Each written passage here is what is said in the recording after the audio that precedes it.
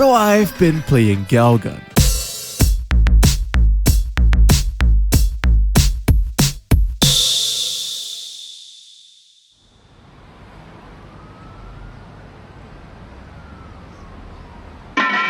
I'm trash! Weeaboo trash to be exact. Well, not really, but sometimes a boy just wants to review something really fucking stupid. And coincidentally, that's exactly how I would describe the plot of Galgun. You take control of a young high school lad called Hodai Kudoki, who accidentally gets Skyrim memed by Cutie Cupid, and now all the ladies want his D. In typical Japanese fashion though, our man Hodai resents this notion, and as such he needs to kill every single last one of them by shooting these bitches with his pheromones and occasionally doing whatever the hell this is. Ladies and gentlemen, I think this is a sign of a good game. A good game that, when you wave through the panties, boobs, and the vaguely fishy smell, is just an on-rail shooter where you get points for shooting everything on screen, use those points to get upgrades, and go for multiple runs to see all of the content. It isn't playable with the PlayStation Move controller though, which is fucking dumb, but fucking dumb kinda fits with the theme Inti Create seemed to be going for. And it does play pretty well, all things considered. In typical JRPG fashion, you pick a class. Bookworm, fashionista, or hentai fiend are among the available options here, and they all have their own stats regarding your intelligence, athleticism,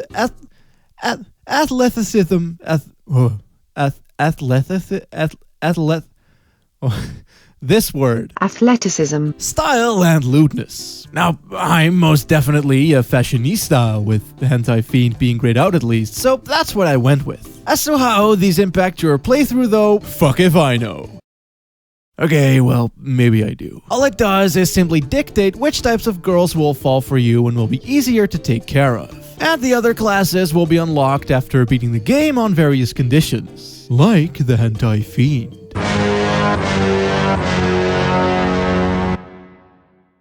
Now would be a good time to mention that it is very unclear where the pheromone shot actually comes from, though where it goes is a very different story.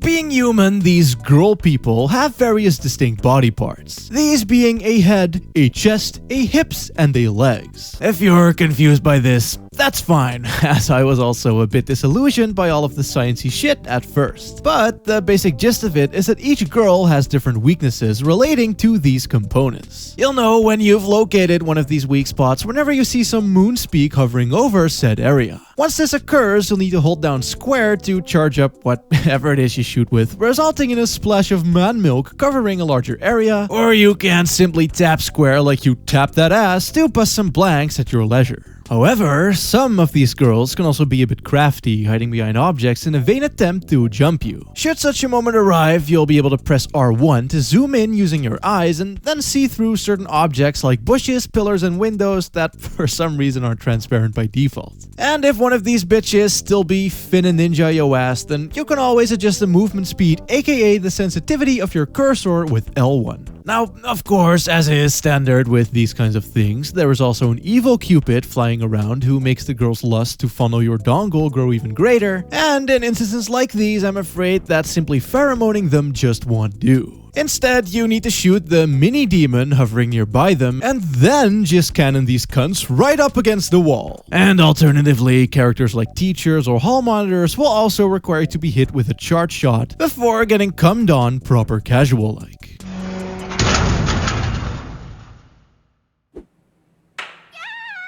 Continuing our exploration of the female girl, sometimes when they get too excited, you need to calm a bitch down by touching her body. You do this by way of Doki Doki mode. One activates by pressing triangle when your special heart bar meter is bursting at the seams. Besides this, probably wearing you out a little, touching the girls in the right spots and getting all the sexy angles boosts your stats relative to your class and gets you some extra points. These can be used to buy stuff at the shop located on menu screen in between levels. Everything that can be purchased here increases your stats also, like the HP drink raising your max HP for instance. How neat. Similarly neat are these story events in which one's required to get the more important characters out of a sticky situation. This can include any anything from boss fights with like actual patterns and stuff to these segments where you need to rub the touchpad in order to give her a tug, suffer and rub, and give her a push. Now, while the boss fights are actually okay, being that they're just more complicated stages, the rubbing one out bits are really just there to please the pervs. Which reminds me of the fact that Galgun has some amazing DLC. That's right, folks. For a limited time offer only of only 90 fucking bucks. Are you crazy?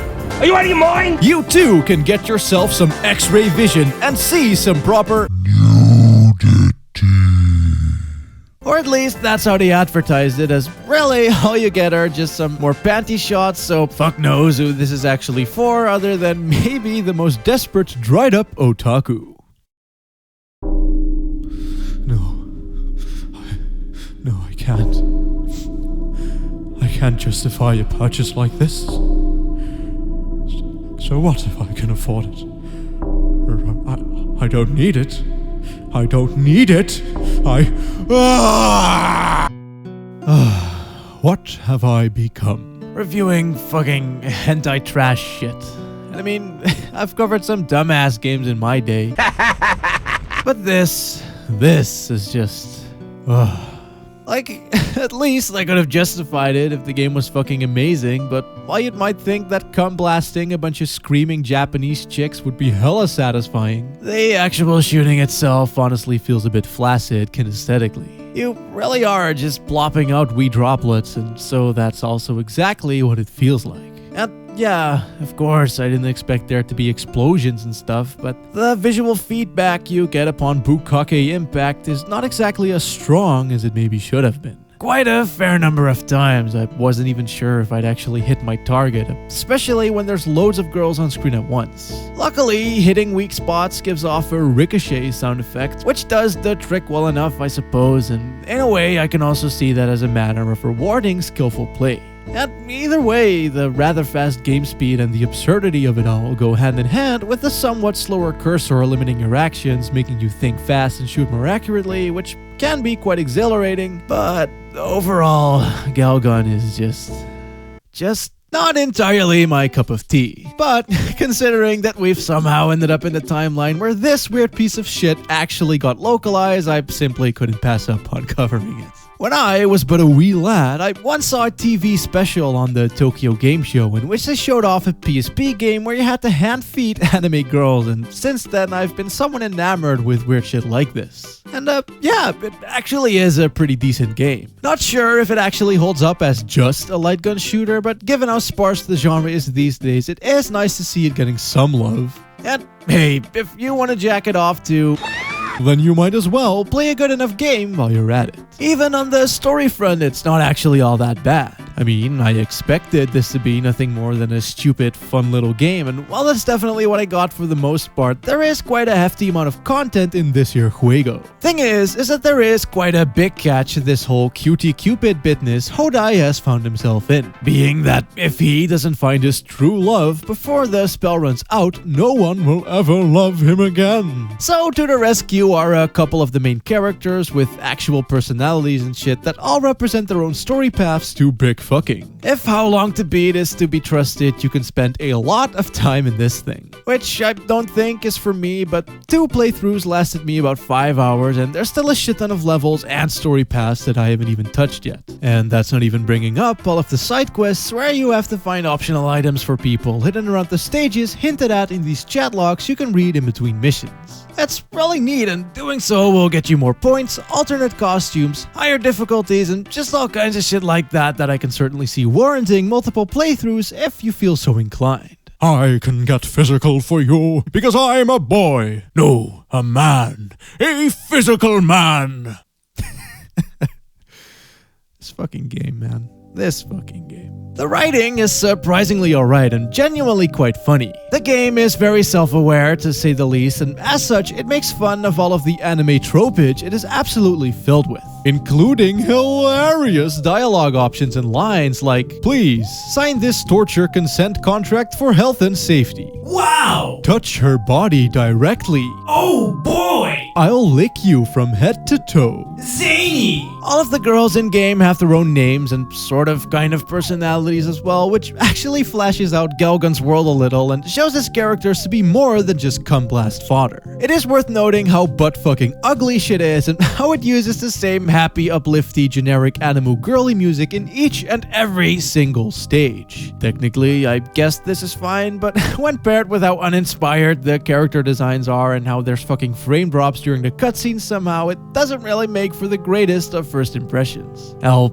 if I wanted to go full retard for a second, I might make the argument that sexually fueled fan service would have a much greater effect with characters that stand out or are unique to you in some way. No point getting excited over nudes from a piece of cardboard is what I'm trying to say here. So, considering how, despite its attempts, it doesn't really do much visually or emotionally, it might not even work all that well as wank-bang material. Though, for what it's worth, it does cater toward a lot of different weep fetishes, like tentacle stuff, dom shit, or whatever the hell fetish the main premise of the game is supposed to be.